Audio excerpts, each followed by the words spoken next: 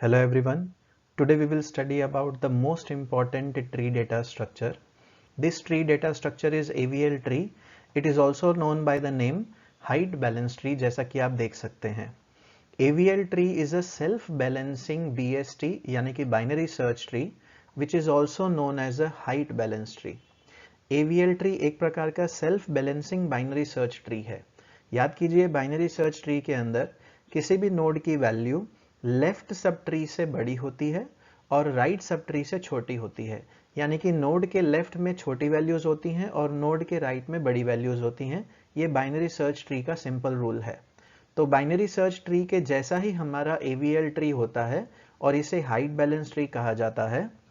In 1962, two Russian mathematicians, Georgy M. Adelson-Velsky and Evgeny M. Landis, found the AVL tree.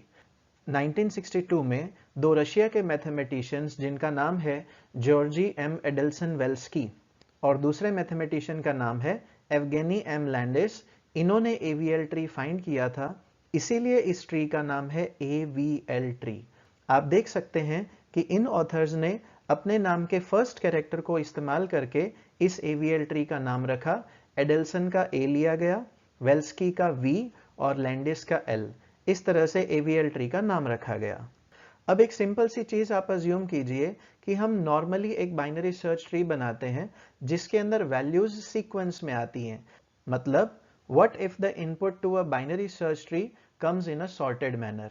Suppose हमारे पास value sorted manner में यानी कि ascending या descending order में आती हैं. That is if we assume the values in almost ascending order, the tree will look like this. आप देखिए यहाँ पर फर्स्ट वैल्यू आई 10 तो हमने उसकी एक नोड बना दी. Next value is 14, 14 is greater than 10 तो हम उसको राइट सक्सेसर में रखेंगे. Next value is 19, 19 is greater than 14 तो वो 14 के राइट में जाएगी. Next value is 16, 16 is smaller than 19 तो हम उसको 19 के लेफ्ट में रखेंगे. Next value is 26, 26 is greater than 19 तो हम उसको 19 के राइट में रखेंगे. Similarly next value is 23, 23 is smaller then 26 तो हम उसको 26 के लेफ्ट में रखेंगे. And similarly the last value is 35, 35 is greater then 26 तो हम उसको 26 के राइट में रखेंगे. तो इस तरह से हमारा ये एक बाइनरी सर्च ट्री बन गया जिसमें हमने वैल्यूज असेंडिंग ऑर्डर में इनपुट की. Now if we assume the values in almost descending order, the tree will look like this. आप अज्यूम कीजिए कि आपकी वैल्यूज डिसेंडिंग ऑर्डर में आती हैं यानी कि बड़ी से छोटी, कुछ इस तरह से कि फॉर एग्जांपल फर्स्ट वैल्यू है 35 तो 35 की एक नोड बनाएंगे हम. नेक्स्ट इज 23, 23 स्मॉलर देन 35 तो उसको हम 35 के लेफ्ट में रखेंगे. Next value is 26, 26 is greater then 23 तो हम उसको 23 के राइट में रखेंगे. Next is 16, 16 is smaller then 23 तो हम उसको 23 के लेफ्ट में रखेंगे. Next value is 19, 19 is greater then 16 तो हम उसको 16 के राइट में रखेंगे. Next value is 14, 14 is smaller then 16 तो हम उसको लेफ्ट में रखेंगे. And the last value is 10, 10 is again smaller than 14 तो अगेन हम उसको लेफ्ट में रखेंगे इस तरह से. तो ये हमारा बाइनरी सर्च ट्री बन गया जिसके अंदर हमने वैल्यूज डिसेंडिंग ऑर्डर में इनपुट की हैं. Now you can see that both the binary tree have their nodes either towards the left side or towards the right side. आप देख सकते हैं जो हमने पहले ट्री बनाया था उसमें सभी नोड्स राइट साइड में हैं और जो अभी हमने ट्री बनाया उसमें सभी नोड्स लेफ्ट साइड में हैं. Either the height of the left subtree is longer or the height of the right subtree is longer. Very simple to understand. या तो लेफ्ट सबट्री की हाइट ज्यादा है या तो राइट सबट्री की हाइट ज्यादा है. So it can be observed that the BST's worst case performance is closest to linear यानी कि sequential search algorithms, that is ON. इसका मतलब ये है कि अगर हमने बाइनरी सर्च ट्री बनाया और उसके अंदर हम किसी वैल्यू को अगर सर्च करना चाहते हैं तो इस एल्गोरिदम की performance almost linear search algorithm के जैसी होगी. फॉर एग्जांपल अगर आपको वैल्यू 35 सर्च करनी है तो 35 को आप किस तरह से सर्च करेंगे? It is greater than 10, it is greater than 14, it is greater than 19, it is greater then 26 and finally आपको 35 मिलेगा. आपने एक्चुअली किस तरह से सर्च किया? बाइनरी सर्च ट्री में सीक्वेंशियली सर्च किया. तो आपका बाइनरी सर्च ट्री का एडवांटेज खत्म हो गया. इस केस में आपका बाइनरी ट्री का एडवांटेज खत्म होने की वजह से इस एल्गोरिदम की परफॉर्मेंस ON हो जाती है, यानी कि जितने एलिमेंट्स होते हैं उतना ही सर्च टाइम लगता है. So it means that linear search is applicable to search any element in binary search tree, and we know that linear search is a time consuming searching technique. आप जानते हैं कि linear search जब भी किया जाता है तो उसमें समय लगता है, binary search में इतना समय नहीं लगता. Also in real time data, we cannot predict the data pattern that is ascending or descending and their frequencies that is repeated or unique. जब रियल टाइम डेटा आता है तब आप ऐसा नहीं बोल सकते कि आपका डेटा असेंडिंग ऑर्डर में ही आएगा. जैसे अभी हमने इनपुट किया 10, 14, 19, 16, 26, 23, 35 almost ascending order. Next data हमने इनपुट किया 35, 23, 26, 16, 19, 14, 10 ऑलमोस्ट डिसेंडिंग ऑर्डर.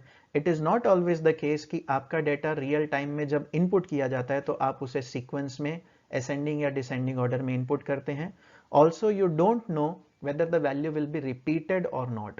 हो सकता है कि वैल्यू रिपीट हो सकता है कि वैल्यू रिपीट ना हो. तो ऐसी सिचुएशंस को हैंडल करने के लिए हमें इस बाइनरी सर्च ट्री को किसी तरह से बैलेंस करना पड़ेगा. So a need arises to balance out the existing binary search tree, और इसी ट्री को बैलेंस करने की जो टेक्निक है वो कहलाती है AVL ट्री. यानी कि AVL tree is a self balancing binary search tree, जो आप पहली लाइन में देख सकते हैं कि AVL tree binary search tree को खुद ऑटोमेटिकली बैलेंस करता है. किस तरह से बैलेंस करता है वो हम आगे देखते हैं. Let us see the definition of AVL tree. An empty tree और a null tree capital T is a height balance tree. Very simple to understand. यदि ट्री में कुछ भी नहीं है, ट्री बिल्कुल खाली है, नल ट्री है या फिर एम्प्टी ट्री है, तो वो हाइट बैलेंस ट्री यानी कि वो AVL ट्री कहलाया जाएगा. ये डेफिनेशन किसी भी प्रकार के ट्री के ऊपर आप इंप्लीमेंट कर सकते हैं. यानी कि एन एम्प्टी ट्री और a null tree is a binary tree, an empty tree और a null tree is a weight balance tree, an empty tree और a null tree is a binary search tree. जो tree खाली होता है वो हर प्रकार का ट्री होता है. Next, if T is a non-empty binary tree with TL as its left subtree and TR as its right subtree, then T is height balanced if. मतलब अगर T non-empty है, फर्स्ट लाइन में ये बताया गया है कि अगर ट्री खाली है तो वो हाइट बैलेंस्ड है. लेकिन अगर वो खाली नहीं है, मतलब अगर वो non-empty है और उसके अंदर TL लेफ्ट सब ट्री है और TR राइट सब ट्री है, तो ये दो कंडीशंस मैच होनी चाहिए, तभी हमारा ट्री हाइट बैलेंस्ड कहलाएगा. First condition, TL and TR are height balanced. मतलब कोई भी ट्री के अंदर लेफ्ट सब ट्री और राइट सब ट्री भी बैलेंस्ड होना चाहिए, और उस लेफ्ट सब ट्री का भी लेफ्ट और राइट बैलेंस्ड होना चाहिए. सिमिलरली राइट सब ट्री का भी लेफ्ट और राइट सब ट्री बैलेंस्ड होना चाहिए. Means every subtree of the main tree should be balanced. Similarly, every subtree of the main subtree should also be balanced.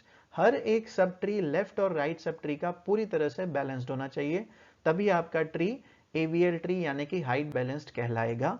और दूसरी condition very important, mod of HL minus HR should be less than or equal to 1, where HL is the height of TL and HR is the height of TR. मतलब जब हम mod value calculate करते हैं left sub tree का height लेकर और right sub tree का height लेकर, दोनों को माइनस करने के बाद ट्री की हाइट लेस देन और इक्वल टू 1 होनी चाहिए. एंड जैसा कि आप देख रहे हैं, what is HL? HL is the height of TL यानी कि लेफ्ट सब ट्री की height. And what is HR? HR is the height of TR यानी कि राइट सब ट्री की हाइट. अब देखते हैं यहां पर इस मॉड कैलकुलेशन का मीनिंग क्या है. Example, if HL equal to 13, आप अज्यूम कीजिए कि लेफ्ट सब ट्री की हाइट 13 है एंड HR इक्वल टू 12 यानी कि राइट सब ट्री की हाइट 12 है. इसका मतलब ये है कि लेफ्ट सब ट्री की हाइट एक ज्यादा है. तो आप इस तरह से कैलकुलेट करेंगे, mod of 13 minus 12 equal to mod of 1 that is 1. तो हम बोल सकते हैं कि ट्री बैलेंस्ड है. क्यों? क्योंकि डिफरेंस इज लेस देन और इक्वल टू 1 और ये मॉड कैलकुलेशन में हमें कैलकुलेट करना है. याद कीजिए मैथमेटिक्स के अंदर नेगेटिव मॉड भी पॉजिटिव हो जाता है. Similarly see one more example, if HL equal to 12 यानी कि अब लेफ्ट सब ट्री की हाइट हमने 12 ली है और राइट सब ट्री की हाइट हमने 13 ले ली. So we have 12 minus 13 that is mod of minus 1 and you know that mod of minus 1 is 1 यानी कि वो पॉजिटिव हो जाता है. तो अब इस केस में भी हमारा ट्री बैलेंस्ड कहलाता है। Let us see one more example. If HL equal to 12 यानी कि लेफ्ट सब ट्री की हाइट 12 है और राइट सब ट्री की हाइट 14 है, तो अब आप देख सकते हैं कि राइट सब ट्री की हाइट 2 ज्यादा है। The tree is unbalanced. याद रखिए हाइट हमेशा पॉजिटिव होती है, आप कभी भी ऐसा नहीं कह सकते कि negative height. Height is always taken to be positive, इसलिए हमने यहां पर मॉड कैलकुलेशन किया है। तो या तो लेफ्ट सब ट्री की हाइट ज्यादा होगी या तो राइट सब ट्री की हाइट ज्यादा होगी। जब दोनों में से किसी भी सब ट्री की हाइट ज्यादा होती है तो हमें ट्री को रीबैलेंस करना पड़ता है। तो इस केस में सेकंड कंडीशन ये बताती है कि लेफ्ट सब ट्री और राइट सब ट्री की हाइट का डिफरेंस 1 से ज्यादा नहीं होना चाहिए। जब भी लेफ्ट या राइट सब ट्री की हाइट का डिफरेंस 1 से ज्यादा होगा तो हमें रीबैलेंस करना पड़ेगा। In a completely balanced tree, the left and the right subtrees of any node would have the same height.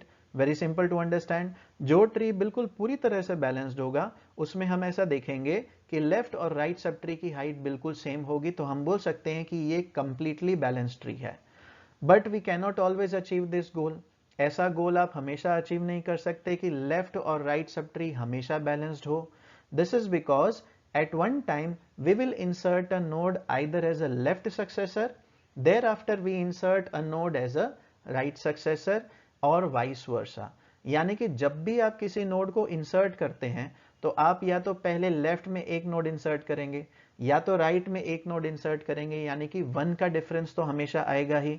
Assume कीजिए आपने एक वैल्यू इंसर्ट की 10, सो 10 इज कंप्लीटली बैलेंस्ड, ना उसके लेफ्ट में कुछ है ना उसके राइट में कुछ है।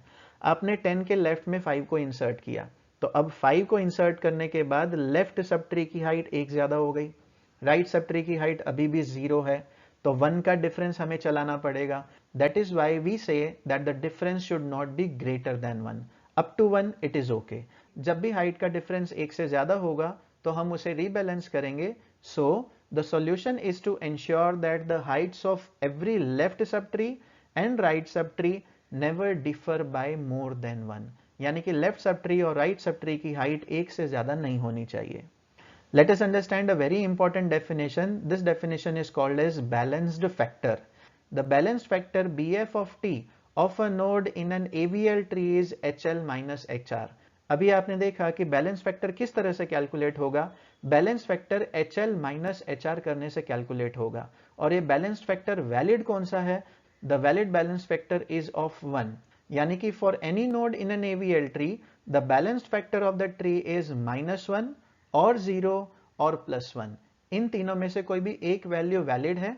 बाकी यदि कभी भी बैलेंस्ड फैक्टर 2 या -2 हो जाएगा तो हम ट्री को रीबैलेंस करेंगे। If the value exceeds 1 then rebalancing has to be done. Next very important definition, critical node in a height balanced tree.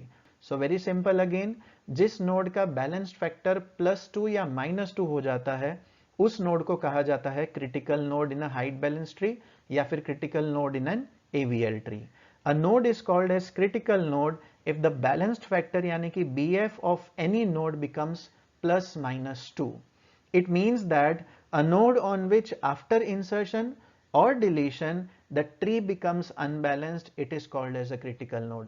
किसी भी नोड के ऊपर इंसर्शन या डिलीशन करने के बाद ट्री यदि अनबैलेंस होता है और उस नोड का बैलेंस फैक्टर +-2 हो जाता है, या तो +2 या तो -2, उस नोड को कहा जाता है the node is a critical node. आगे हम कुछ रोटेशंस भी देखेंगे और कुछ एग्जांपल्स भी देखेंगे जिसमें आपको ये दिखेगा कि हम कौन सी नोड को क्रिटिकल नोड कहते हैं और किस नोड का बैलेंस फैक्टर किस तरह से चेंज होता है। Let's say this. A height balanced tree is associated with a balanced indicator in the tree. These are number 1, left heavy.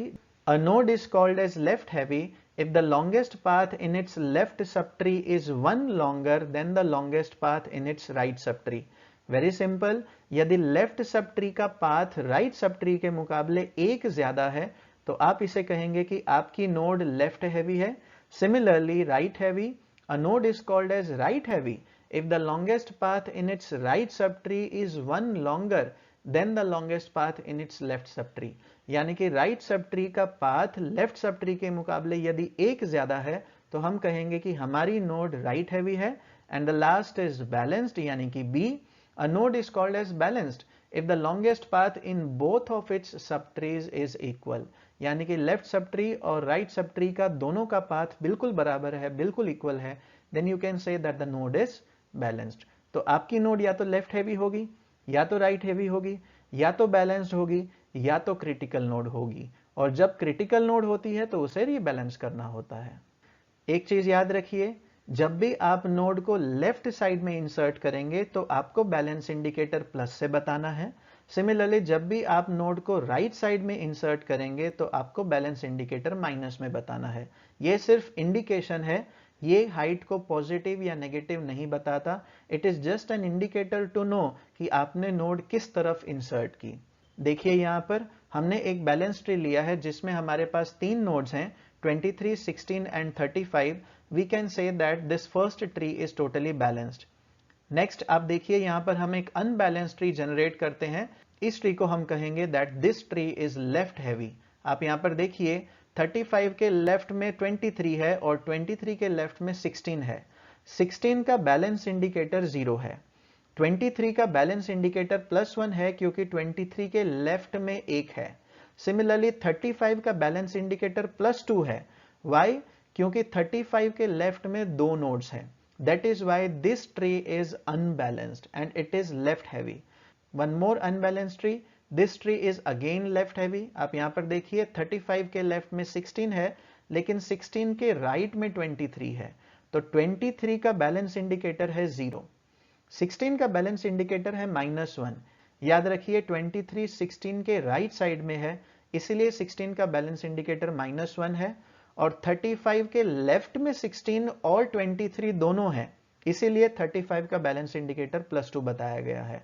So in the second and the third tree, the left sub tree of 35 has height 2 and the right subtree of 35 has height 0, that is it is null. So the difference is 2 indicated by balanced factor of +2. यानी कि 35 के left sub tree में 2 nodes आती हैं 23 and 16। चाहे आप second example को देखिए, चाहे आप थर्ड एग्जाम्पल को देखिए, तो यहां पर 35 का बैलेंस इंडिकेटर +2 रहेगा। Similarly 2 more examples. आप यहां पर देखिए हम राइट हैवी एक ट्री बनाते हैं जिसमें हमने एक नोड ली है 16, उसके राइट में 23 और उसके राइट में 35। तो आप यहां पर देख सकते हैं कि 35 का बैलेंस इंडिकेटर 0 है, लेकिन 23 का बैलेंस इंडिकेटर है -1। वाई? क्योंकि 23 के राइट में 35 है। सिमिलरली 16 का बैलेंस इंडिकेटर है -2 क्योंकि 16 के राइट में 23 एंड 35 है। One more example. आप यहां पर देखिए एक और अनबैलेंस्ड ट्री हम बना रहे हैं जो अगेन राइट हैवी है। तो आप यहां पर देख सकते हैं कि 16 के राइट में 35 है, लेकिन 35 के लेफ्ट में 23 है। तो 23 का बैलेंस इंडिकेटर 0 होगा, लेकिन 35 के लेफ्ट में एक नोड है, इसीलिए 35 का बैलेंस इंडिकेटर +1 बताया गया है। लेकिन यदि आप 16 को देखेंगे तो 35 एंड 23 16 के राइट में है, इसलिए उसका बैलेंस इंडिकेटर -2 बताया गया है। So we can say that in this fourth and fifth tree the right sub tree of 16 has height 2। आप देख सकते हैं 16 के राइट सब ट्री की हाइट 2 है और उसके लेफ्ट सब ट्री की हाइट 0 है। So the difference is 2 again. 2 का डिफरेंस आ गया। It is indicated by the balance factor of -2 on 16। 16 का बैलेंस इंडिकेटर -2 हो जाता है। तो ये चारों ट्रीज हमारे अनबैलेंस्ड हैं और इनके ऊपर हमें रोटेशंस अप्लाई करने पड़ते हैं। As you all know that the AVL tree permits the difference यानी कि balance factor to be only +1 और -1। आप सभी जानते हैं कि 0 इज टोटली वैलिड, लेकिन +1 और -1 भी AVL ट्री के अंदर बैलेंस फैक्टर अलाउड है, लेकिन +2 या -2 बैलेंस फैक्टर अलाउड नहीं है। इसलिए हमें इस ट्री को रीबैलेंस करना पड़ेगा।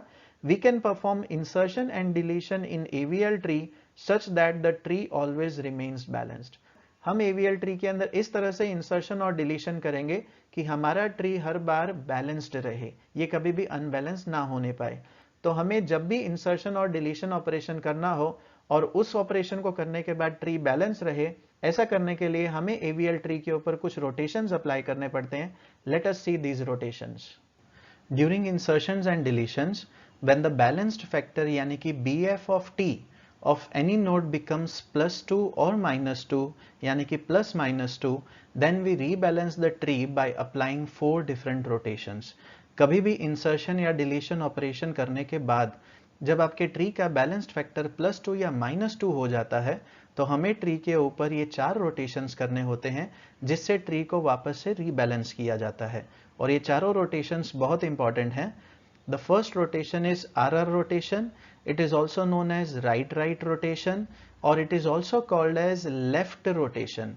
प्लीज रिमेंबर, RR रोटेशन का दूसरा नाम है left rotation. This is a single rotation process.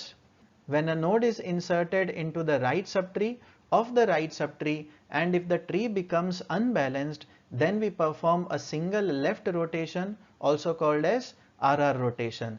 जब कभी भी आप राइट सबट्री के राइट सबट्री में नोड को इंसर्ट करते हैं और आपका ट्री अनबैलेंस हो जाता है तो उसे कहते हैं RR रोटेशन, यानी कि उसका दूसरा नाम है सिंगल लेफ्ट रोटेशन। किस तरह से ये किया जाता है देखिए, यहाँ पर हम एक नोड बना रहे हैं 16 जिसका बैलेंस फैक्टर क्या है 0, यानी कि ये नोड पूरी तरह से बैलेंस्ड है। नेक्स्ट आप देखिए, हमने 16 के राइट में 23 को इंसर्ट किया तो 23 का बैलेंस फैक्टर तो 0 है, लेकिन वेरी इंपॉर्टेंट, आपको बाकी नोड्स का बैलेंस फैक्टर भी सही करना है, यानी कि उसे करेक्ट करना बहुत जरूरी है। तो 16 का बैलेंस फैक्टर हो जाएगा -1 क्योंकि 16 के राइट में हमने 23 को इंसर्ट किया है। नेक्स्ट आप देखिए, हमने 35 नोड को इंसर्ट किया, पहले 16 के राइट में 23 है, सिमिलरली 23 के राइट में जब हमने 35 को इंसर्ट किया तो 35 का बैलेंस फैक्टर 0 है, लेकिन याद रखिए हमें बाकी नोड्स का बैलेंस फैक्टर भी सेट करना होता है। तो 23 का बैलेंस फैक्टर हो जाएगा -1 क्योंकि 23 के राइट में हमने 35 को इंसर्ट किया है। Similarly if you see the node 16 के भी राइट में दोनों नोड्स हैं, इसलिए 16 का बैलेंस फैक्टर हो जाएगा -2। नाउ वेरी इंपॉर्टेंट, इस नोड का बैलेंस फैक्टर -2 हो चुका है, यानी कि 16 हमारी क्रिटिकल नोड है। Here node 16 has become unbalanced as a node is inserted in the right subtree of 16's right subtree. 16 का जो right subtree था यानी कि 23, उसमें आपने एक नोड को इंसर्ट किया जिसकी वजह से 16 अनबैलेंस हो गई। 23 तो बैलेंस्ड है लेकिन 16 अनबैलेंस हो चुकी है। Also node 16 is the critical node, जैसा कि आपको बताया गया 16 हमारी क्रिटिकल नोड है क्योंकि उसका बैलेंस फैक्टर क्या है -2। बाकी हमारी नोड्स बैलेंस्ड हैं। So the tree is right heavy, हम इसे कह सकते हैं कि हमारा ये ट्री राइट हैवी है क्योंकि लेफ्ट सब ट्री की हाइट 0 है और राइट सब ट्री की हाइट 2 है। तो हमें इसके ऊपर रोटेशंस अप्लाई करने पड़ेंगे। कौन से रोटेशंस? RR रोटेशन और it is also called as left rotation. अब हम इस ट्री को रीबैलेंस करेंगे। इसको रीबैलेंस करने के लिए वेरी इंपॉर्टेंट, आपको लेफ्ट रोटेशन करना है by making 16 the left subtree of 23। आपको 16 को 23 का लेफ्ट सबट्री बना देना है। तो आप यहां पर देखिए, हम इस तरह से लेफ्ट रोटेशन अप्लाई करते हैं तो यहां पर 16 23 का लेफ्ट सबट्री बन जाएगा। नाउ मोस्ट इंपॉर्टेंट, रीबैलेंस करने के बाद आपको फिर से बैलेंस फैक्टर को सही करना है। So the balance factor of 16 becomes 0 क्योंकि 16 के लेफ्ट और राइट में कुछ भी नहीं है। Similarly, the balance factor of 23 also becomes 0 क्योंकि 23 के लेफ्ट में भी एक नोड है और 23 के राइट में भी एक नोड है। तो यहां पर इस तरह से ये ट्री के ऊपर हमने RR रोटेशन यानी कि सिंगल लेफ्ट रोटेशन अप्लाई किया और हमारा ये ट्री बैलेंस हो गया। It can be observe that the tree is completely balance now. The balance factor of each node is 0। हर एक नोड का बैलेंस फैक्टर अब 0 हो चुका है। यदि किसी नोड का -1 भी रह जाता तो भी वो बैलेंस ही कहलाता, लेकिन इस केस में यहां पर हर एक नोड का बैलेंस फैक्टर 0 हो गया है। So we can say that the tree is completely balanced. Let us understand the second type of rotation. The second type of rotation is LL rotation. It is also called as left rotation and its other name is right rotation. Please remember, LL rotation का दूसरा नाम है right rotation और RR rotation का दूसरा नाम है left rotation। क्योंकि राइट सब ट्री के राइट सब ट्री में इंसर्ट करने की वजह से ट्री अनबैलेंस हुआ था तो हमने सिंगल लेफ्ट रोटेशन किया। यहां पर हम उल्टा करेंगे, लेफ्ट सब ट्री के लेफ्ट सब ट्री में इंसर्ट करने की वजह से ट्री अनबैलेंस होगा, इसलिए हम सिंगल राइट रोटेशन अप्लाई करेंगे। This is also a single rotation process.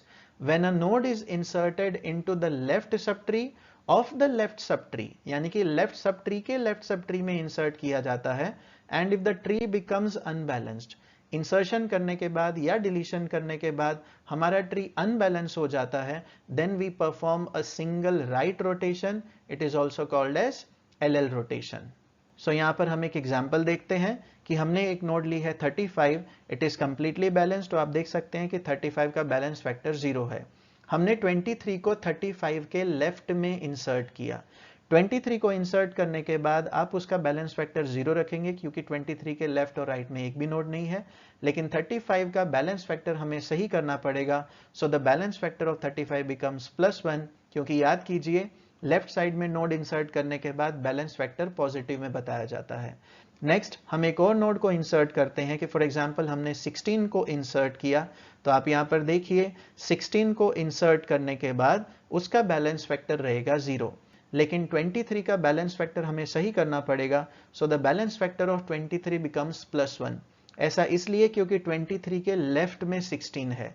Similarly 35 का बैलेंस फैक्टर जो +1 पहले था, अब हमें उसे भी सही करना पड़ेगा, तो उसका बैलेंस फैक्टर हो जाएगा +2, क्योंकि 35 के लेफ्ट सब ट्री में ये दोनों नोड्स हैं 23 एंड 16, इसलिए इसका बैलेंस फैक्टर +2 है।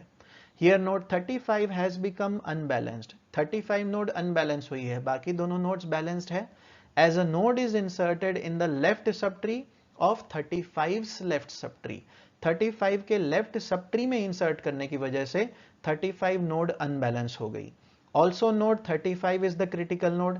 जैसा कि आप सबको पता है, जिस नोड का बैलेंस फैक्टर +2 या -2 हो जाता है उस नोड को कहा जाता है it is a critical node, because it's balance factor is +-2। This tree is left heavy. हम ऐसा कह सकते हैं कि ये ट्री हमारा लेफ्ट हैवी है, क्योंकि राइट सब ट्री की हाइट 0 है और लेफ्ट सब ट्री की हाइट हमारी 2 है। तो अब हमें इस ट्री के ऊपर रोटेशंस अप्लाई करने पड़ेंगे। ट्री को रीबैलेंस करने के लिए, LL रोटेशन करने के लिए आपको सिंगल राइट रोटेशन करना पड़ेगा, यानी कि आपको 35 को 23 का राइट सब ट्री बनाना पड़ेगा। याद कीजिए प्रीवियस केस में जो फर्स्ट रूट नोड थी उसको हम नीचे लेकर आते थे, मिडल नोड को हम रूट नोड बनाते थे। यहां पर भी वही सेम चीज हमें अप्लाई करनी है कि हमें मिडल नोड को यानी कि 23 को रूट नोड बना देना है और 35 को 23 के राइट सब ट्री में रखना है। तो ऐसा हम इस तरह से राइट रोटेशन अप्लाई करेंगे। आप देखिए 35 को हमने 23 का राइट सब ट्री बना दिया। ऐसा करने के बाद हमें फिर से अपने बैलेंस फैक्टर को सही करना है। It is very important. 35 का बैलेंस फैक्टर जो कि पहले +2 है उसे हम कर देंगे 0, एंड सिमिलरली 23 का जो बैलेंस फैक्टर +1 है उसे भी कर दिया जाएगा 0, क्योंकि 23 के लेफ्ट और राइट सब ट्री की हाइट सेम है। सिमिलरली 16 के लेफ्ट और राइट सब ट्री में कुछ भी नहीं है। सिमिलरली 35 के लेफ्ट और राइट सब ट्री में भी कुछ भी नहीं है। तो इस तरह से हमने ये सिंगल राइट रोटेशन यानी कि LL रोटेशन अप्लाई किया। It can be observe that the tree is completely balanced now. हमारा ये ट्री पूरी तरह से बैलेंस हो चुका है। The balance factor of each node is 0। तो हमने यहाँ पर दो रोटेशंस देखे, RR rotation and LL rotation. अब हम देखते हैं कि यदि राइट सब ट्री के लेफ्ट सब ट्री में या फिर लेफ्ट सब ट्री के राइट सब ट्री में आपने नोड को इंसर्ट किया है तो हमें क्या करना है। उस केस को इंप्लीमेंट करने के लिए हमें थर्ड रोटेशन को समझना पड़ेगा। This third rotation is LR rotation. The full name is left right rotation. This is a double rotation process. Previous दोनों रोटेशंस हमारे सिंगल रोटेशन प्रोसेस कहलाती हैं, ये हमारी डबल रोटेशन प्रोसेस कहलाती है because it is the combination of left rotation followed by right rotation. पहले हम लेफ्ट रोटेशन इंप्लीमेंट करेंगे और उसके बाद हम राइट रोटेशन इंप्लीमेंट करेंगे। When a node is inserted into the right subtree of the left subtree and if the tree becomes unbalanced, then we perform the double rotation यानी कि LR rotation। याद रखिए जब कभी भी नोड को left sub tree के right sub tree में इंसर्ट किया जाता है, यानी कि आपका पहले एक लेफ्ट सब ट्री है, उसके राइट सब ट्री में आपने नोड को इंसर्ट कर दिया, तो आपको LR रोटेशन यानी कि लेफ्ट राइट रोटेशन अप्लाई करना है। देखिए यहां पर हमने एक नोड बनाई है 35। This 35 node is completely balanced. अब हम एक दूसरी नोड इंसर्ट करते हैं 23। आप जानते हैं कि 23 को 35 के लेफ्ट में इंसर्ट किया जाएगा। सो 23 का बैलेंस फैक्टर 0 है विच इज बैलेंस्ड, लेकिन 35 का बैलेंस फैक्टर 0 नहीं रहेगा। आप याद कीजिए जब भी नोड को लेफ्ट में हम इंसर्ट करते हैं तो बैलेंस फैक्टर प्लस से इंडिकेट किया जाता है। सो 35 का बैलेंस फैक्टर हो जाएगा +1। सिमिलरली अब हम 28 को इंसर्ट करते हैं, तो 28 को हमें 23 के राइट में इंसर्ट करना होगा। आप सभी जानते हैं क्योंकि वो 23 से बड़ी वैल्यू है लेकिन 35 से छोटी है। तो 28 को इंसर्ट करने के बाद आप यहां पर देखेंगे कि 28 का बैलेंस फैक्टर तो 0 ही रहेगा, लेकिन 23 का बैलेंस फैक्टर हो जाएगा -1। क्यों -1? क्योंकि 23 के राइट में हमने इंसर्ट किया। बट वेरी इंपॉर्टेंट, ये दोनों नोड्स 23 एंड 28 35 के लेफ्ट में है। सो 35 का बैलेंस फैक्टर हो जाएगा +2। मतलब हमने लेफ्ट सब ट्री के बाद राइट सब ट्री में इंसर्ट किया। It means we have inserted a node into the right sub tree of the left sub tree. Left sub tree पहले से था, उसके राइट सब ट्री में हमने नोड को इंसर्ट किया, इसीलिए LR रोटेशन अप्लाई होगा, यानी कि लेफ्ट राइट रोटेशन अप्लाई होगा। Here node 35 has become unbalanced. अब हमारी node 35 unbalanced हो चुकी है, as a node is inserted in the right subtree of 35's left subtree. 35 के लेफ्ट सब ट्री में, यानी कि 23 के राइट सब ट्री में हमने नोड को इंसर्ट किया है। Also node 35 is the critical node. आप सबको पता है कि जिस नोड का बैलेंस फैक्टर +2 या -2 होता है वो नोड क्रिटिकल नोड कहलाती है। This tree is left heavy. आप बोल सकते हैं कि ये ट्री हमारा लेफ्ट हैवी है क्योंकि राइट सब ट्री की हाइट 0 है और लेफ्ट सब ट्री की हाइट 2 है। तो हम यहां पर रोटेशन अप्लाई करेंगे। कौन सा रोटेशन अप्लाई होगा? The rotation is LR rotation. ध्यान से देखिए LR रोटेशन किस तरह से अप्लाई किया जाता है। पहले हम ये ट्री बना देते हैं। इतना कंप्लीट करने के बाद पहले जो नीचे का सब ट्री है उसको रीबैलेंस करेंगे बाय अप्लाइंग लेफ्ट रोटेशन। जब आप 23 के राइट में 28 के ऊपर लेफ्ट रोटेशन अप्लाई करते हैं तो ये पहला रोटेशन इस तरह से अप्लाई होगा कि 28 ऊपर जाएगा और 23 नीचे आएगा। इतना करने के बाद वेरी इंपॉर्टेंट, आपको बैलेंस फैक्टर फिर से सही करने हैं। बैलेंस फैक्टर किस तरह से सही होंगे आप देखिए। 23 अब हमारी लीफ नोड बन चुकी है, तो 23 का बैलेंस फैक्टर बन जाएगा 0, वेरी सिंपल। लेकिन 28 का जिसका बैलेंस फैक्टर पहले 0 था, अब उसका बैलेंस फैक्टर हो जाएगा +1, क्योंकि 28 के लेफ्ट में 23 है एंड 35 का बैलेंस फैक्टर तो अभी भी +2 है, यानी कि अभी भी पूरी तरह से ये ट्री बैलेंस नहीं हुआ। So the tree is still left heavy. अभी भी ये ट्री हमारा लेफ्ट हैवी है। तो अब हमने लेफ्ट रोटेशन कर दिया, यानी कि L अप्लाई किया। अब हमें अप्लाई करना है R, यानी कि राइट रोटेशन। लेफ्ट राइट, तो राइट रोटेशन अप्लाई करने के लिए हमें 35 को 28 का राइट सब ट्री बनाना पड़ेगा। ध्यान से सुनिए, 35 को 28 का राइट सब ट्री बनाना है। तो इस तरह से अब हम राइट रोटेशन अप्लाई करेंगे, 35 को 28 का राइट सब ट्री बना देंगे। और आप सभी जानते हैं कि 35 का बैलेंस फैक्टर हो जाएगा 0 एंड सिमिलरली 28 का भी बैलेंस फैक्टर हो जाएगा 0, जिससे हमारा ट्री पूरी तरह से completely balanced हो जाता है। So it can be observed that the tree is completely balanced now as the balance factor of each node is 0. So this is the combination of left and right rotation. अब इसी का opposite है right left rotation, यानी कि RL rotation। देखिए वो किस तरह से अप्लाई किया जाता है। This is also a double rotation process. It is the combination of right rotation followed by left rotation. Previous case में हमने पहले लेफ्ट रोटेशन किया फिर राइट रोटेशन किया। यहां पर हम पहले राइट रोटेशन करेंगे उसके बाद लेफ्ट रोटेशन करेंगे। When a node is inserted into the left sub tree of the right sub tree, यानी कि पहले हमारे पास राइट सब ट्री होगा, उसके लेफ्ट सब ट्री में हम किसी नोड को इंसर्ट करेंगे। And if the tree becomes unbalanced, और इंसर्ट करने के बाद यदि हमारा ट्री अनबैलेंस होता है, then we perform a double rotation which is also called as RL rotation. So हम यहां पर हम एक एग्जांपल की मदद से देखते हैं कि हमने 23 को इंसर्ट किया। 23 एक बैलेंस नोड है क्योंकि उसका बैलेंस फैक्टर 0 है। नेक्स्ट हम इंसर्ट करते हैं 35 को, तो आप सभी जानते हैं कि 35 को 23 के राइट में इंसर्ट किया जाएगा। तो 35 का बैलेंस फैक्टर है 0, लेकिन हमें 23 का बैलेंस फैक्टर सही करना है। So the balance factor of 23 becomes -1, क्योंकि हमने 23 के राइट में 35 को इंसर्ट किया है। याद रखिए, राइट में इंसर्ट करने से बैलेंस फैक्टर माइनस से इंडिकेट किया जाता है, लेफ्ट में इंसर्ट करने से बैलेंस फैक्टर प्लस से इंडिकेट किया जाता है। नेक्स्ट हम एक और नोड इंसर्ट करते हैं। The next node is 28। तो 23 के राइट में पहले से 35 नोड है, लेकिन 28 को इंसर्ट करना है तो वो 35 के लेफ्ट में इंसर्ट होगी। 28 वैल्यू 23 से तो बड़ी है लेकिन 35 से छोटी है, इसलिए 35 के लेफ्ट में हमने उसे इंसर्ट किया। इतना कंप्लीट करने के बाद आप देखिए 28 का बैलेंस फैक्टर 0 रहेगा, लेकिन 35 का बैलेंस फैक्टर हमें सेट करना पड़ेगा, इट बिकम्स +1, क्योंकि हमने 35 के लेफ्ट में इंसर्ट किया है।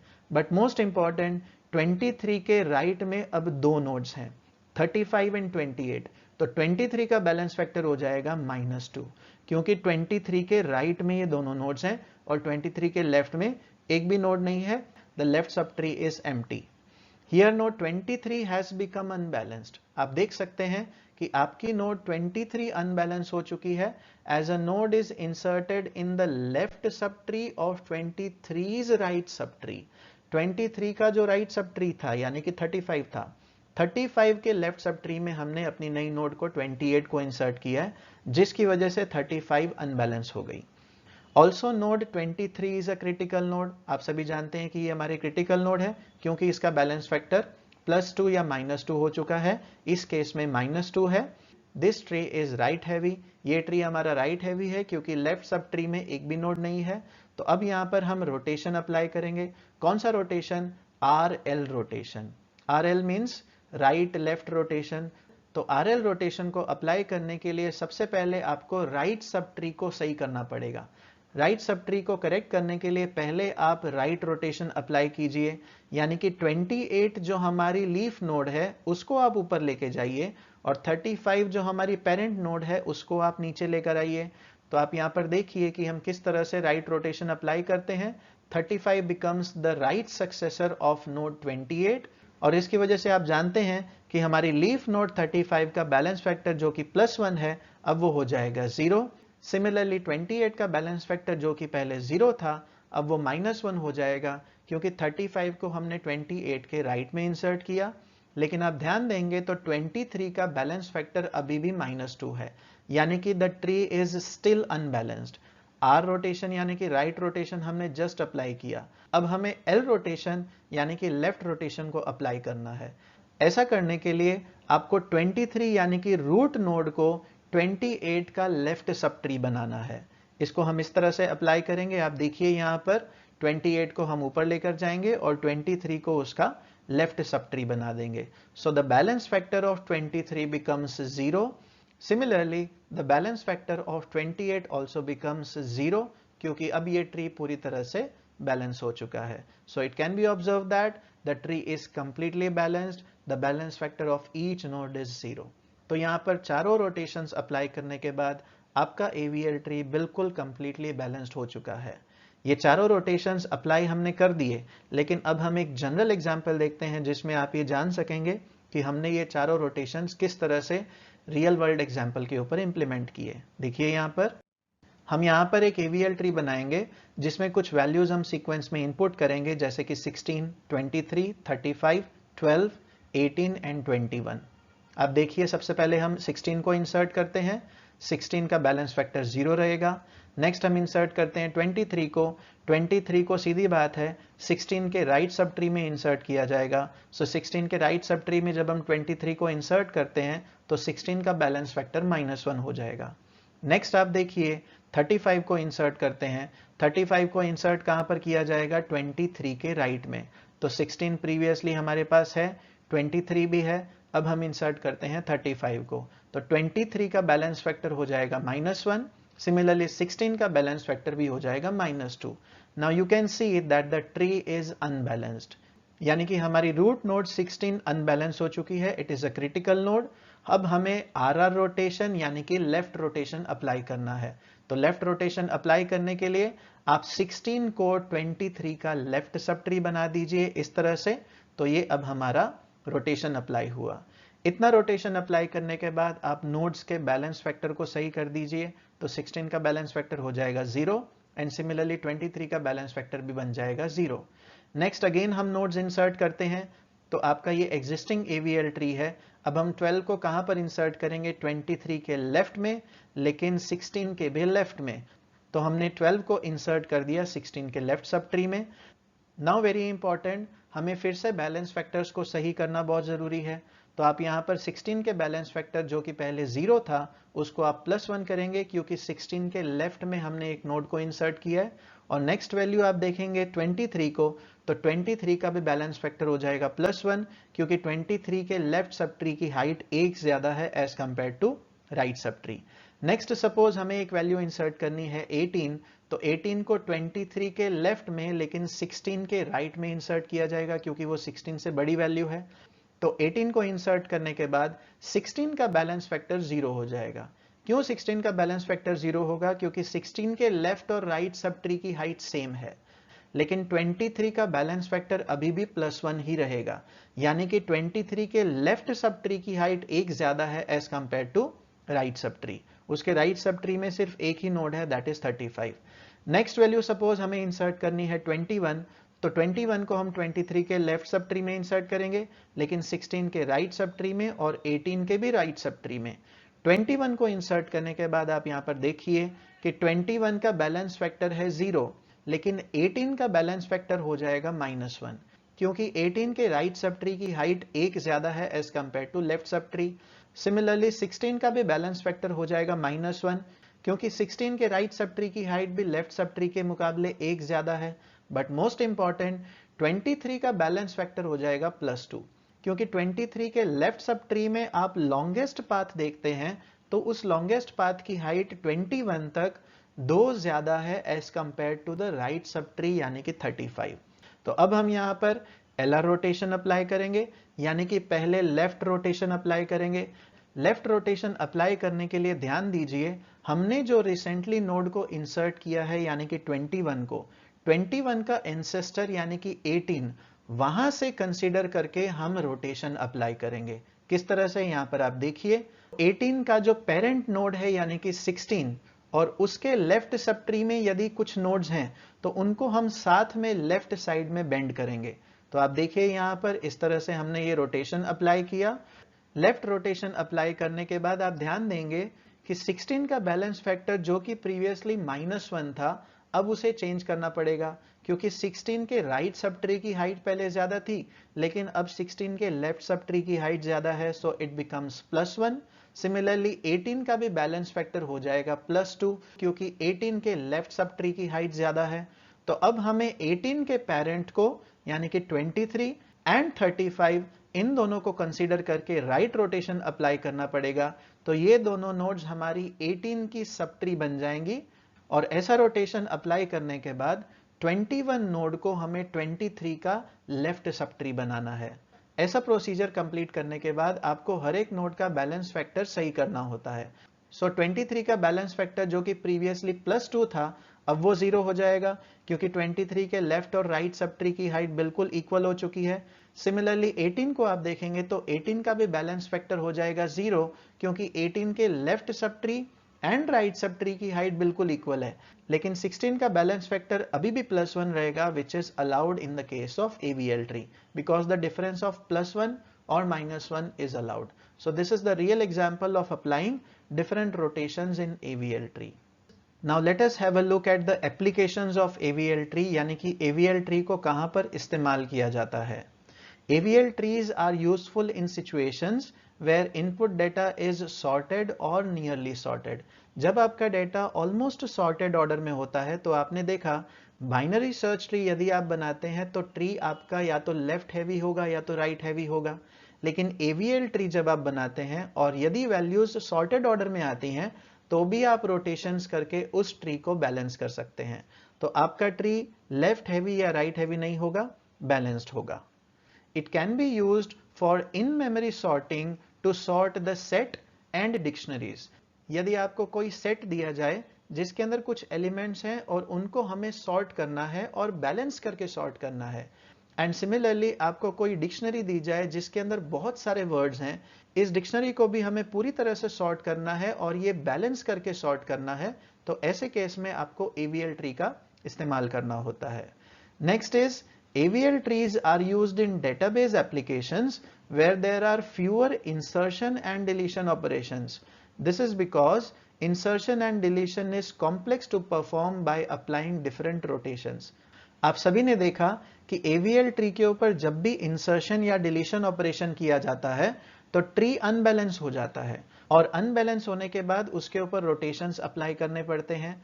तो सिंपल सी बात है, ऐसी डेटाबेस एप्लीकेशंस के लिए AVL ट्री का इस्तेमाल ज्यादा किया जाता है जहां पर इंसर्शन और डिलीशन ऑपरेशंस कम होते हैं, यानी कि सर्चिंग फ्रीक्वेंसी ज्यादा होती है। इसका सिंपल मीनिंग ये है, AVL trees are useful where you have to frequently look up यानी कि search for the items present in the database। यदि हमें सर्चिंग करना हो, क्वेरीज फायर करके कुछ रिजल्ट ऑब्टेन करने हो, तो आप AVL ट्री का इस्तेमाल करिए, क्योंकि AVL ट्री पूरी तरह से बैलेंस्ड होगा, तो आप उसके ऊपर बाइनरी सर्च बहुत इजीली, बहुत आसानी से इंप्लीमेंट कर सकेंगे और आपको रिजल्ट्स जल्दी मिल सकेंगे। This is because short search time is needed means searching should be faster। हर एक व्यक्ति यही चाहता है कि जब भी वो कोई डेटा को फेच करे यानी कि सर्च करे तो वो कम से कम समय में सर्च हो जाए। सर्चिंग टाइम ज्यादा नहीं होना चाहिए। सर्चिंग टाइम यदि ज्यादा होता है तो वो एल्गोरिदम अच्छा नहीं कहलाता। इसीलिए AVL ट्री का इस्तेमाल किया जाता है ताकि कम से कम समय में हम अपने डेटा को सर्च कर सकें। So in practical life, AVL trees are used for performing the search operations on high dimension external data storage। Reality में बड़ी बड़ी ऑर्गेनाइजेशंस के पास बल्क ऑफ डेटा होता है जिसको मल्टी डायमेंशनल डेटाबेस भी कहा जाता है। ऐसे मल्टी डायमेंशनल डेटाबेस में से अगर स्पेसिफिक रिकॉर्ड को फेच करना हो और हमें ये कम समय में फेच करना हो तो AVL ट्री उस समय बहुत काम लगता है। For example, a phone call list may generate a huge database which may be recorded only on external hard drives, hard disk or other storage devices। We may need to search a specific call record of particular date and time। आप assume कीजिए कि एक बहुत बड़ी phone call list है, उसमें से एक स्पेसिफिक रिकॉर्ड को यदि हमें सर्च यानी कि फेच करना हो तो वो बहुत जल्दी होना चाहिए। फॉर एग्जाम्पल, यदि आपको कहा जाए कि 2012 को 11 जनवरी को पर्टिकुलर पर्सन को कितने पर्सन्स ने कॉल किया था, उसकी डिटेल हमें चाहिए। ऐसी डिटेल को फेच करने के लिए ह्यूज डेटाबेस को हमें सर्च करना पड़ेगा, यानी कि डेटा वेयरहाउस में एक क्वेरी फायर करनी पड़ेगी। यदि उस डेटा वेयरहाउस को यानी कि बिग डेटा को हमने AVL ट्री की मदद से पूरी तरह से बैलेंस करके रखा होगा तो पर्टिकुलर रिकॉर्ड को फेच करना बहुत आसान हो जाएगा। यदि हम किसी दूसरे ट्री की मदद से उसे सॉर्ट करके रखेंगे तो उसे सर्च करने में काफी समय लगेगा। तो AVL ट्री ऐसे केस में मल्टी डायमेंशनल डेटाबेस में से एक स्पेसिफिक रिकॉर्ड को फाइंड करने में कम समय में बहुत कारगर है। There is one limitation of AVL tree. Though AVL trees are useful for searching, the large cost of rebalancing may limit the usefulness। आप सभी ने देखा कि भले ही AVL ट्री बहुत हेल्पफुल हो सर्चिंग में, लेकिन जब भी AVL ट्री के ऊपर insertion and deletion operation implement किए जाते हैं और ट्री अनबैलेंस हो जाता है और उस अनबैलेंस ट्री को फिर से रीबैलेंस करने के लिए जो डिफरेंट रोटेशंस अप्लाई करने पड़ते हैं, these rotations are very costly to implement, यानी कि उसमें काफी समय लगता है क्योंकि हमें सभी पॉइंटर्स को मैनेज करना पड़ता है। इसीलिए AVL ट्री का ये एक बहुत बड़ा लिमिटेशन है। Thanks for watching this video. Thank you so much.